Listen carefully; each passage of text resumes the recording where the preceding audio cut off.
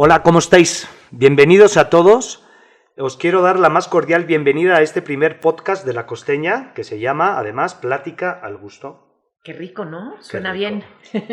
Oye, buen nombre, ¿no? Buen nombre. Y además, me encanta estar en este lugar. Lula, háblanos un poquito de dónde estamos. Pues bienvenidos, Ana, Miquel, por supuesto, a su casa Cascabel. Cascabel es un restaurante de comida mexicana. Cocinamos con maíz, frijol y chile, básicamente, que es la base de la alimentación de nuestra gastronomía, y en específico estamos trabajando con maíces, frijoles y chiles que están en riesgo de extinción, porque tienen poca demanda. El chiste es cocinar con ellos para ayudar a promover la demanda y de esta manera evitar que se extingan. Y pues bueno, en resumen, creo que nosotros somos herederos de un gran linaje como mexicanos. Y como mexicanos tenemos que enaltecer nuestra cocina y parte de nuestra responsabilidad también, que es lo que yo siempre trato de promover, es mantener la herencia culinaria de nuestro México. Sí, claro, somos lo que comemos y el producto es Oye, el aparte, kilómetro cero, ¿no? estás cocinando con sentido, ¿no? Es un sentido de ayuda, es un sentido de rescate, es un sentido de apoyo a México, al agricultor, al campesino. Así es. Totalmente. Es crear esa conciencia. Bueno, dando esta introducción, la gente supongo que querrá saber un poquito más de nosotros, ¿no? De Pues quiénes sí. somos, para que después entremos un poquito más en materia. Ana Martorell, A cuéntanos un poquito más de ti. Oye, pues, ¿qué tal? Lula creo que es inspiración para todos los que traemos este amor por México. En el camino, andando por el camino, descubro esta pasión que yo creo que muchos de los mexicanos tenemos escondida a veces, y esta falta de identidad cuando cocinaba. Y un día, así como una luz cegadora, llega a mí este amor por mi país, ¿no? Y descubro que con un ingrediente, que creo que es el que me caracteriza, el maíz, puedes hacer grandes cosas, ¿no? Es como este ingrediente básico que combinado con algo, ya sea complejo o básico también, puedes hacer magia. Y logras sorprender con platillos que son tu raíz. Y ahí descubro este amor y esta lucha que agarré un día y va a seguir toda la vida, de por y para México. Pues A través de la A gastronomía. través de la Volviste gastronomía. al origen. Vuelves al origen. Claro. ¿No? O sea, porque, a ver, yo vengo de una familia, mis bisabuelos españoles. Entonces, hombre, vas a casa de tu abuela que le enseñan esta gastronomía española y no conectas. Llega un momento en que tú no conectas porque ya tu esencia no es la misma. Entonces, rompes y es cuando descubres que tu esencia es distinta, que vienes de otra raíz. Y es cuando, de verdad, empieza mi lucha por y para México.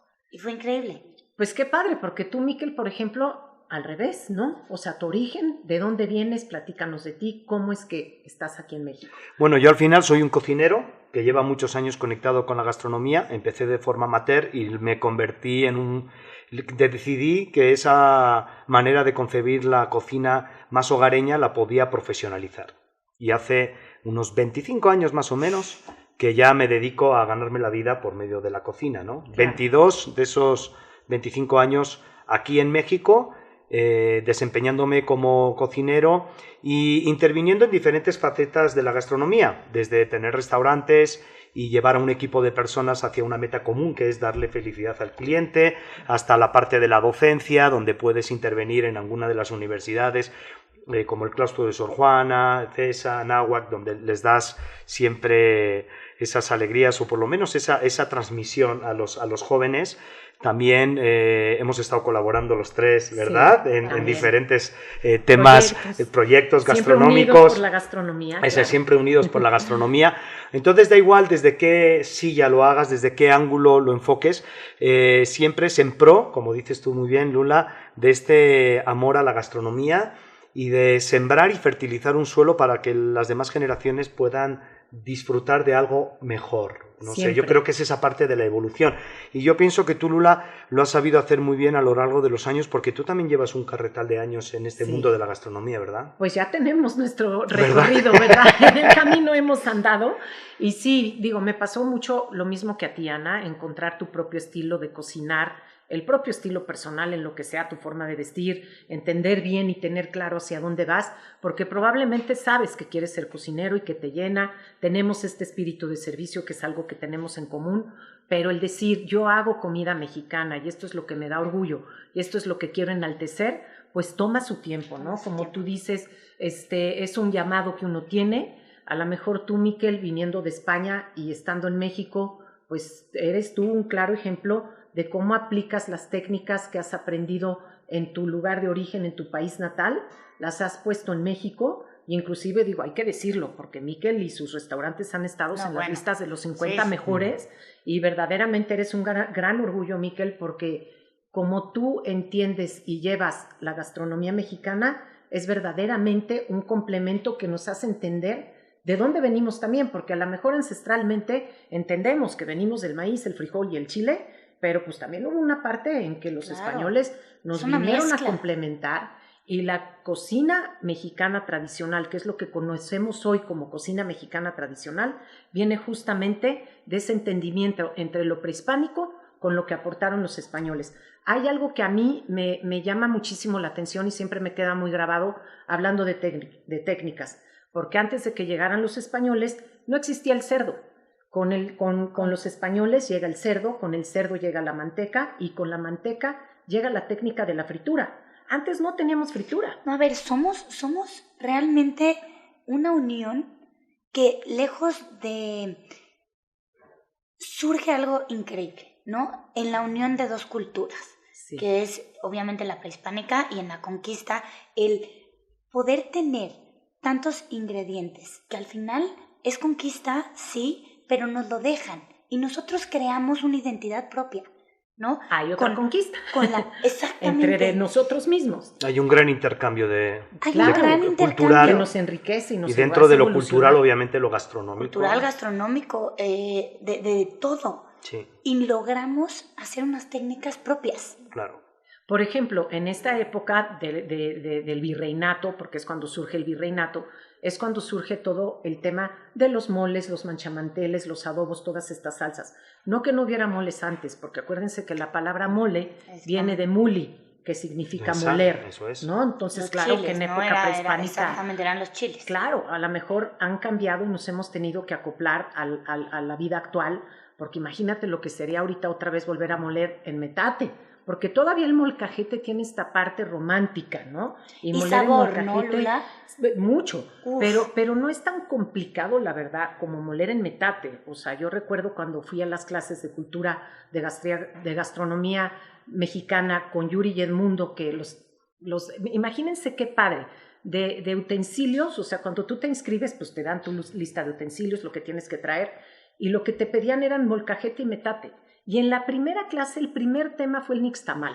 Algo tan básico, la técnica del nixtamal. A ti, Ana, que te gusta tanto el tema del maíz y que giras alrededor y es lo que más te inspira, conquistar esta técnica, que yo la verdad no la he conquistado, la he hecho en la escuela, como muchas cosas que haces en la escuela, pero luego no vuelves a practicar. Y sí, verdaderamente conquistarla y después moler en metate el maíz es verdaderamente algo que requiere tiempo y mucha práctica. Lula, ¿no? Mucha. Que cuando ves a las cocineras mexicanas de rodillas, oye, a ver, el mole es una de las salsas que, bueno, al menos a mí más me gusta, ¿no? Es una salsa emblemática. Una emblemática, y dos, para mí mole es igual a apapacho. Si una persona puede pasar 2 horas hincada haciéndote una salsa verdaderamente... Pasaba, hoy en día bueno, viene la licuadora que te facilita las cosas, por ejemplo, como la costeña, que tiene un mole maravilloso. Pero es apapacho, ¿estás de acuerdo? Te facilita muchísimo. Y es apapacho, Lula. Cuando tú ya sea que abras un bote de mole o hagas un mole, es apapachar. Yo creo que guisarle a alguien es quererlo apapachar. En cierto sentido, una mesa, comer... Es un acto de amor puro. Es un acto de amor, es un apapacho. Es el acto al alma. El acto de generosidad. Para mí es el acto más bondadoso que hay, ¿no? A través de la gastronomía, definitivamente, ¿no? Y aparte cuando cocinas lo sientes, ¿estás de acuerdo? Estás viendo por medio de una comida cómo apapachar al que va a llegar a tu casa. Totalmente, totalmente. Es, en cierto modo, por medio del producto, y por medio de la técnica que estabais hablando vosotras, tener la mejor experiencia en la mesa. En la mesa puede ser la mesa de la casa o puede ser la mesa de un restaurante. El acto de sentarte alrededor y saber que en ese momento lo que vas a vivir es un acto de generosidad, que todo lo que se va a poner por la mesa, encima de la mesa, va a servir para hacernos a todos mejores personas. Cómo se solucionan muchas cosas o problemas que existen en la vida siempre alrededor de una buena comida y alrededor de gente que te quiere, es decir, la familia, ¿no? Yo creo que eso es la experiencia, porque por más que tengamos productos, si no los sabemos transformar por medio de una técnica y después por medio de esa entrega, de esa ofrenda en la mesa, convertirlo en una experiencia, el producto se quedaría ahí, nadie lo usaría.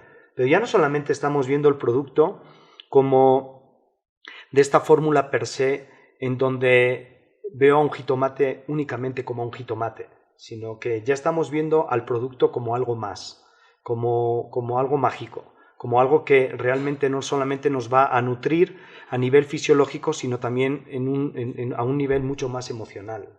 Totalmente. Que yo creo que ahí viene un poquito, o un muchito, la dimensión de la gastronomía mexicana.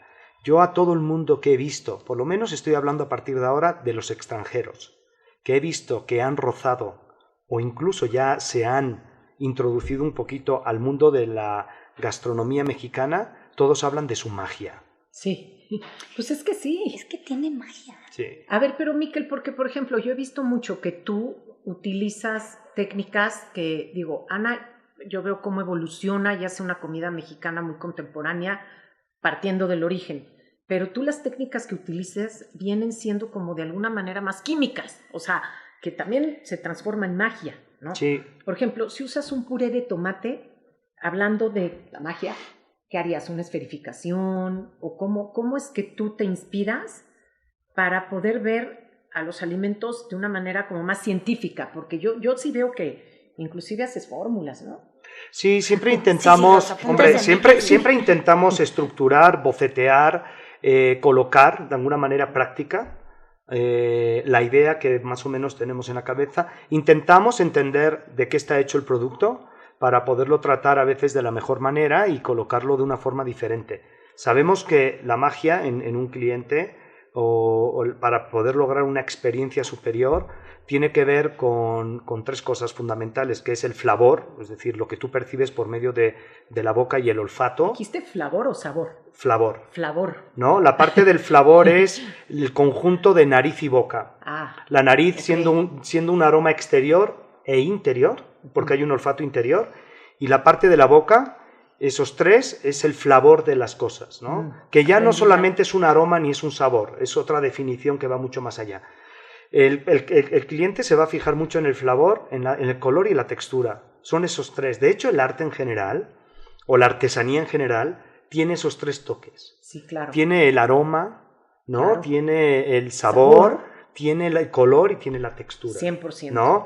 Entonces, a partir de ahí, siempre intentamos sorprender al cliente por medio de alguna técnica que enaltezca al plato. Pero, aunque hagamos cocina vanguardista, hay una regla, hay una regla general que es: un plato vanguardista le tiene que gustar a tu abuela y le tiene que sorprender a su bisnieto.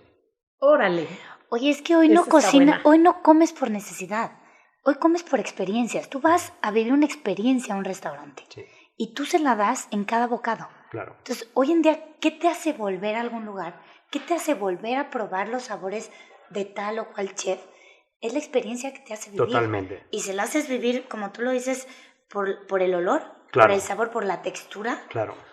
Pero la técnica nunca tiene que nublar al producto. No tiene que ser una bomba de humo que solamente sea la primera pantalla. La técnica puede ser un gran escaparate, pero no hay que olvidar que nuestras vidas sí son un escaparate, pero detrás del escaparate hay una tienda y una trastienda. Y los tres tienen que estar en equilibrio, que eso se llama fe. Entonces tú no puedes tener una tienda desordenada con un escaparate muy bonito. Claro, entonces tú sí puedes poner en el escaparate en algún momento de tu vida la técnica. Habrá otras veces que uses el escaparate de tu tienda para poner producto. Claro. Y siempre es como helicoidal, ¿no? La vida es un avance que regresa un poquito siempre a lo mismo. Es decir, a veces vamos a ver décadas de técnica y a veces vamos a ver técnicas de identidad por medio del producto. Ahora estamos viviendo más un nacionalismo gastronómico. Claro, y vuelves al origen. Y vuelves un poquito al origen y dentro de unos años nos enfocaremos un poquito más en la técnica y es normal, hay que dejar que fluya. Es cíclico, ¿no? ¿no? Es Eso cíclico. es. Llegas al punto en donde ya sientes que las técnicas están a tope y vuelves al origen. Eso es. Y volveremos a Eso sorprender al cliente con técnicas mucho más Eso vivas. es. Pero yo quiero volver a algo que acabas de decir ahorita, Miquel, que cuando tú creas cocina de vanguardia tienes que sorprender. ¿Qué dijiste? ¿A la abuela y al bisnieto o cómo? Tienes que, Es increíble le tiene que eso. gustar a tu abuela, Sí. pero también le tiene que sorprender a su bisnieto. Bueno, a ver, es que algo aquí a mí me gustaría, porque siento que es un tema que da para mucho. Siempre, por ejemplo, mis papás o la gente de alguna manera ya mayor que le gusta la tradición, siempre dice, yo quiero comida real, o sea, yo quiero comer una carne y morderla y una fabada y que sea como a mí me dijeron y me enseñaron. Pero si llegan a un restaurante vanguardista como tú lo haces, de repente es como que les cuesta trabajo entenderlo, ¿no? Como que no están tan abiertos. Entonces esto que acabas de decir es un gran reto. Se dice fácil, pero para que les guste desde el abuelo y sorprenda al bisnieto, eso sí que es Eso algo. es. Sí, por eso meterse también en cocina de vanguardia es a veces meterse en camisa de once varas. Claro. No es meterte por el simple hecho de meterte. La vanguardia llama mucho la atención, pero probablemente sea el lado más incómodo de la gastronomía, Claro. porque tienes que vivir siempre pensando muy bien que el producto que sacas tiene que ser un producto bien implementado, bien posicionado. Bien hecho todo. Eso es, porque la vanguardia, si no la haces bien, puede desvirtuar a la tradición y Claro. tiene que ir de la mano, ¿no? O sea, Claro. eso es fundamental. Lo que está bien hecho va a trascender. Eso es, pero yo me quedo siempre con la fórmula del producto, que es en este nacionalismo gastronómico que estamos viviendo de México, este producto que es lo primero, y tenemos que salvaguardar el producto. Como tú introducías al principio, Lula, somos maíz, somos milpa, Sí. ¿no? El jitomate, el Sí. tomate milpero, la calabaza, los chiles, el frijol, La Y flor que es de todo sensacional. va a regresar. Claro. Por más que vayas, vas a regresar a la milpa. Si te fijas, todo De ahí partimos. va a volver a la milpa. Y si traes buen producto, sea de vanguardia, sea tradicional vanguardista, vas a darle al cliente una gran Que haya variedad, que haya Variedad de opciones, cosas. que Claro. haya opciones y que les coja. Tenemos que comer lo que está cerca de nosotros. Siempre, por tenemos eso- que comerlo de nuestra latitud, por eso de donde la- hemos nacido. de ahí Tenemos, sale- tenemos que comer nacional y dejar el dinero aquí en México. 100%. Y tenemos para eso que entender la geografía mexicana, ¿no? O sea, estas 18 latitudes que tiene México, México tiene más de 11.000 kilómetros de costa, pero también tiene ríos, llanuras, tiene tropical, tiene dos climatologías, ¿no? Que el trópico de Cáncer parte como México en dos, Sí. tiene 32 gastronomías, porque todo el mundo es curioso cómo se habla. Yo que vengo de la cocina vasca, Ujú, regional, ujú. me sorprendía mucho que solo se hablara de la cocina mexicana y no se puntualizara más la cocina regional mexicana, Sí, es cierto. la cocina estatal mexicana, esas 32 gastronomías Sí, es cierto. que tienen Que su propia todas son bandera, distintas. todas Eso son no lo había yo distintas. reflexionado y ¿No? tienes razón. Sí, Sí. tienen toda su identidad. Y cuando te haces más pequeño puedes entender más, porque México es tan grande que al final se diluye el pensamiento en un país tan abundante, ¿no? Pero cuando te vuelves más pequeño, te vuelves más chapaneco, más oaxaqueño, más campechano, más yucateco, Sí, más, sí, más, sí. más sinaloense, ¿no? Sí, más sí, tabasqueño, más Baja California, Poblano, ¿no? pues sí. No, de no, esto repente nos te da, vas... pero para... Claro. Y luego el problema es que yo me identifico con todo. Soy de todo, soy facilota. Claro, Con porque todos somos, me quiero ir. porque somos México. Porque somos México, eso. Oigan, yo de verdad, qué agradecida estoy con la costeña. Una, por esta oportunidad y dos, por tener esta plática tan rica. ¿Sabes ¿no? qué me encanta? Y lo que nos falta. No, lo que me encanta es que puedes encontrar los chiles y todos los productos de la costeña en cualquier lugar del mundo y eso hace que siempre podamos volver a conectar con nuestro origen, que Sí. es lo que estamos hablando. Hay una parte muy importante dentro del producto que se llama respeto. Y por medio del respeto creas confianza. Entonces sí es importante entender que aquí no solamente se trata de una marca, sino que se trata de una familia Sí. que lleva más o casi llega a la parte centenaria, que De eso una se dice historia, pronto, ¿no? 100 años. Una tradición. Yo que vengo de una cultura, por ejemplo, dentro de la España, que es un museo al aire libre, y sobre todo si nos puntualizamos en el País Vasco, encontramos muchas empresas que tienen, o restaurantes que tienen más de 100 años. Yo tuve la gran suerte de trabajar casi una década con Juan Mari Arzac, 3 estrellas Michelin, que su restaurante tenía más de 100 años. Wow. Y te encuentras esas partes en esa historia europea. Y aquí, de repente, también en una empresa como La Costeña, que llega casi a los 100 años, y con mucho respeto siempre. Eso Siempre. se llama constancia. Y la constancia te da confianza. Y Sí. la confianza perdura. Sí. Y entonces es por eso que perdura una marca que hace parte de generación tras generación. Es decir, está en la mente, volvemos a lo mismo, Está de la ahí abuela, siempre. pero del nieto Pero del también. nieto. Está siempre. Y estará del bisnieto Exactamente. y de los que vengan, ¿no? O sea, al final, cuando cuidas un producto y das producto de calidad, el producto perdura. Eso es. Y A cumple nosotros, 100 años y los que le faltan. eso es. A nosotros en el País Vasco siempre nos decían, el mejor cocinero es el que menos toca el producto, es el que mejor sabe comprar el producto. Es decir, cuando compras el mejor producto Claro. casi no lo tienes que tocar. Total. Y ahí es donde tú ves esa fidelidad, ¿no? Total. Cuando tienes algún producto como el tomate o como los vegetales Los o como los chiles Claro. Los o Es como que el el aroma. vinagre, es como muy genuino, ¿no? Oye. De repente puedes apoyarte en esos productos para lograr la mejor experiencia en mesa. Yo cuando visité la planta de La Costeña vi cómo llegaban los camiones de los chiles y llegaban, bueno, hasta picaba el ambiente, ¿no? Y bueno, tienen algunos procesos, pero depende si los cortaban o demás. Después entran a las marmitas en donde está el escabeche y directamente ves cómo lo tocan poco, como lo que estás diciendo. Es del campo a la lata, por llamarle de alguna manera. Sí, sí, ¿no? y es O a la casi, mesa. casi del campo, eso es, como tú dices, del campo a la mesa, ¿no? Así es. Y yo creo que ahí reside, como nos decían a nosotros en nuestro País Vasco, que es el kilómetro cero, ¿De dónde partes? el productor, apoyar al productor, Claro.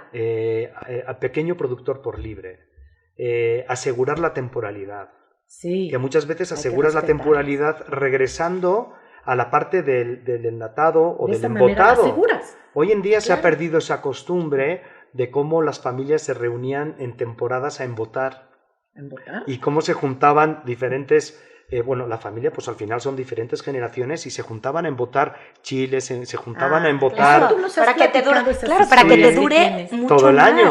Entonces Sí. aquí lo encontramos con una empresa como La Costeña que nos facilita eso. Oye, a ver, cuéntanos una historia de algo, ¿no? Que Tú nos hacían has en platicado. familia. Sí, yo me acuerdo. Todas De cuando esas eras historias me chiquito encantan, y enriquecedoras que... con el cerdo. Sí, al Pues final, sí, pues me se ha encanta. perdido un poquito, yo creo que el poder de observación y no nos detenemos a mirar.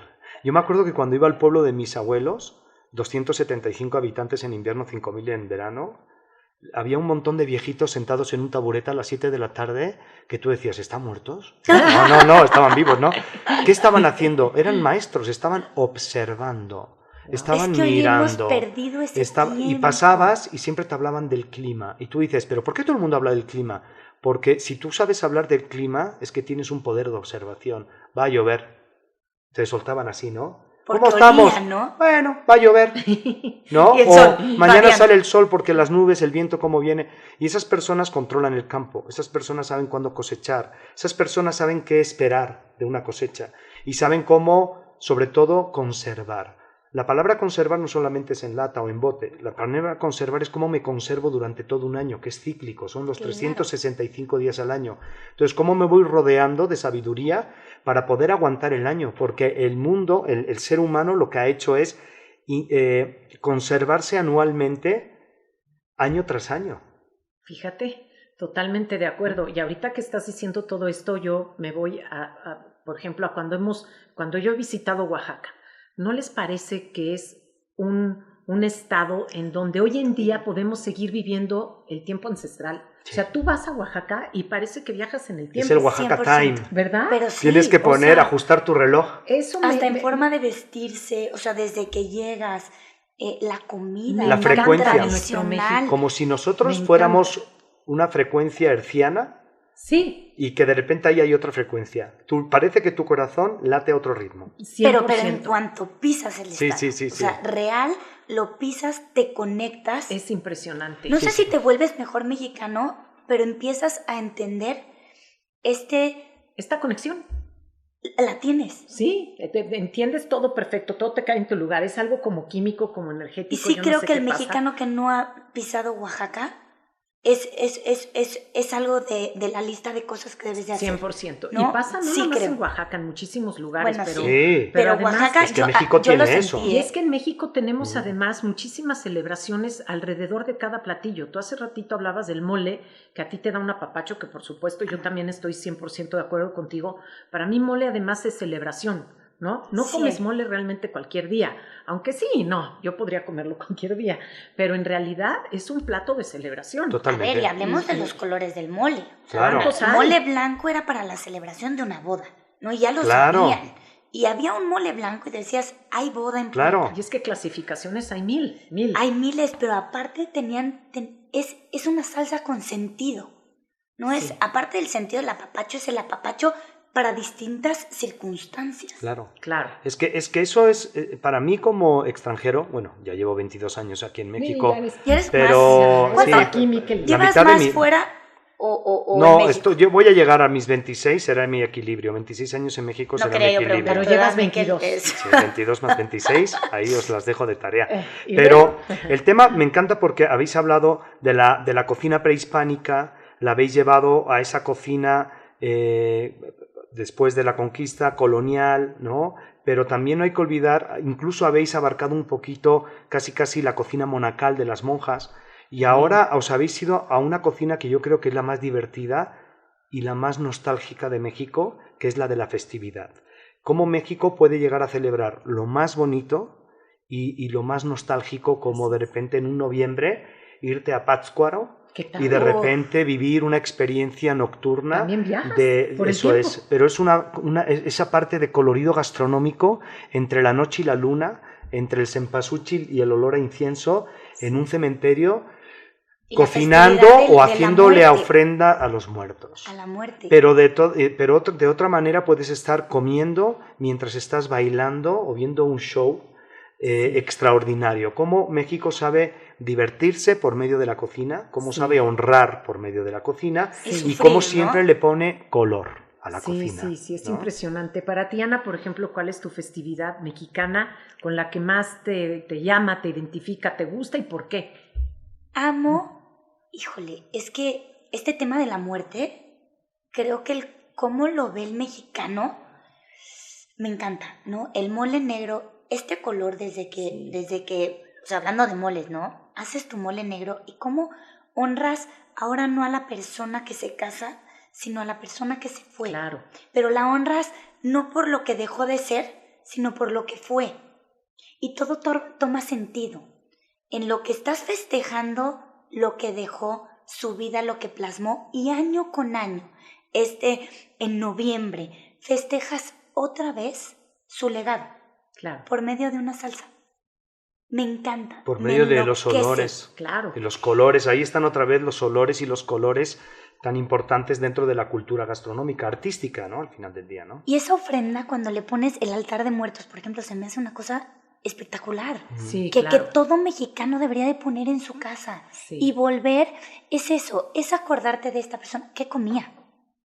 Y es que la capacidad que tenemos los mexicanos de poder celebrar, como tú lo dijiste, y de reírnos de un suceso que puede parecer trágico, pero no, porque en realidad lo que vemos es que trascendemos y a lo mejor cambiamos de forma, porque acuérdense que para nosotros y para el mundo entero, quien realmente lo tiene conciencia, la materia no se crea ni se destruye, solo se transforma. Entonces Claro. por eso lo estás celebrando. Además, detrás de una risa y una diversión ante una muerte, no es un insulto ni siquiera que se esté siendo irrespetuoso. Sí, al no. contrario. No, se está honrando. ¿No? Sí. Estás conectando Se de celebra. una manera extraordinaria, ¿no? Totalmente. Y a mí me parece, cuando yo veía esto, yo cuando vine del País Vasco a 9.000 kilómetros de distancia o más, pensaba encontrarme algo muy diferente, una cultura muy diferente, y no, somos muy parecidos. No solamente los españoles, somos muy sino parecidos. también quiero puntualizar de donde yo vengo, del País Vasco, porque sabemos comer de pie, realmente de una manera elegante, sabemos que podemos alimentarnos de una manera eficaz estando de pie, de forma vertical, pero también somos una cultura que vive entre la religión monoteísta y la deidad. ¿no? O sea, podemos un día estar felices y conectarnos con Tlaloc, ¿no? Y de repente, pues ir a misa de 7. Claro. Y también nosotros... Yo soy de esas, ¿eh? Sí, y yo de alguna manera venimos de esta parte más celta, ¿no? Donde nos conectamos con esta cultura también que va mucho más allá. Entonces ya no solamente se habla del producto, ya no solamente se habla de la tierra, de la identidad gastronómica, del nacionalismo gastronómico, de las técnicas, sino que también nos vamos a una identidad que tiene muchas capas, es multicapas, ¿no? 100%. Y todo eso es para poder llevar a la mesa algo único. Por eso regreso un poquito a lo del inicio, que como la gente externa, los extranjeros cuando vienen a México, no logran entender a la primera qué es, porque se quedan alucinados ante la simplicidad aparente. De un ajo, un jitomate, una cebolla y unos chiles para hacer una salsa moltajada, vamos a suponer, a que de repente digas tú, ¿cómo? Con esta canasta básica, ¿cómo se logra vivir una experiencia única? Porque eso es México. 100%. Oye, dime algo. ¿Tú pensabas lo mismo fuera de México que dentro de México de su gastronomía? Porque, a ver, algo te hizo venir a este país, o lo tocaste, lo probaste y te quedaste. Nosotros siempre habíamos, entre comillas, y en el buen sentido de la palabra, mamado México en el País Vasco. No puede haber un vasco que esté ya en un momento donde haya comido y ya se haya tomado 2 copitas y ya esté queriendo abrazar a la gente y cantar, que cante canciones rancheras. Qué buena onda.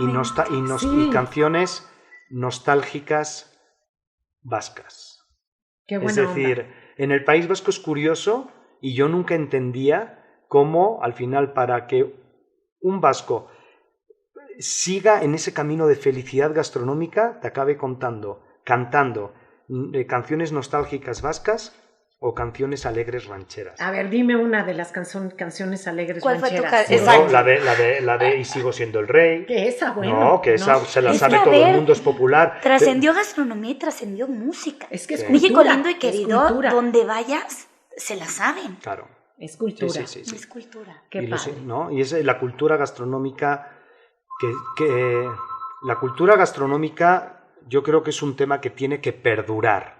La cultura gastronómica mexicana yo creo que es un tema que es de la índole de todo el mundo y todas las personas tienen que tener el poder de salvaguardar esa cultura gastronómica, porque si no vamos a perder algo que es el ombligo, el punto de equilibrio, la emoción que realmente nos hace vivir. O sea, aquí nosotros somos seres humanos que vamos más allá de estar vivos porque respiramos, sino estamos vivos porque nos emocionamos. Y la emoción viene por medio de la cultura. Y la cultura gastronómica es parte fundamental de esa emoción. Y la tenemos que salvaguardar. Y eso viene en gran parte por medio del producto. Ese producto, esa tierra, esas manos mexicanas. Y lo vemos como antes, ¿no? O sea, no solamente el producto viene por medio del marchante o por medio del mercado, sino también por medio, por ejemplo, de, como poníamos antes, ¿no?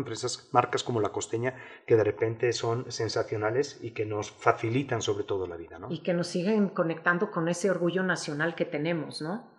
Totalmente. Sí, totalmente. Pues hemos hecho, yo creo que un gran recorrido no solamente por el nacionalismo gastronómico mexicano, por su producto, sino por su cultura también. Me encantó. Claro. ¿No? Me encantó. Totalmente. Yo creo que podemos además darle un poquito más todavía y seguir con alguna plática, de esta plática al gusto, ¿no? Porque hay mucho que decir todavía. Hay mucho que decir. No, y lo que nos falta, agárrense.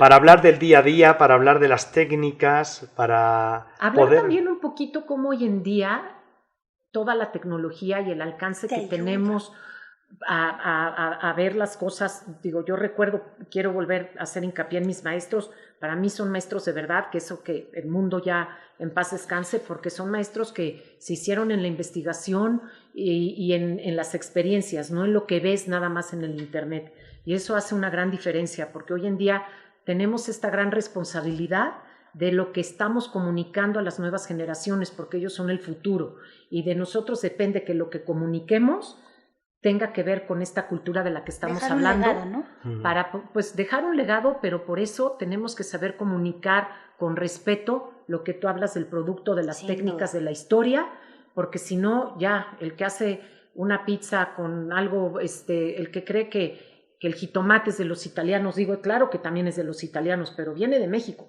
Entonces todo esto creo que da para mucho, para seguir platicando. Para seguir platicando de esta plática al gusto. Exacto.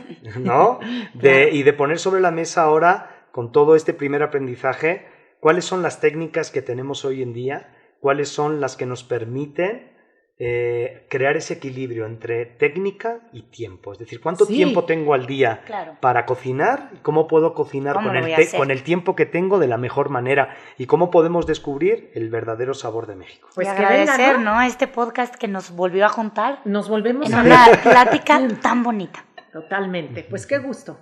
Un gusto, amigos, tenerlos aquí en Cascabel. Nos vemos para el siguiente. Sí, ya está. Sí. Gracias, podcast Las Costeñas.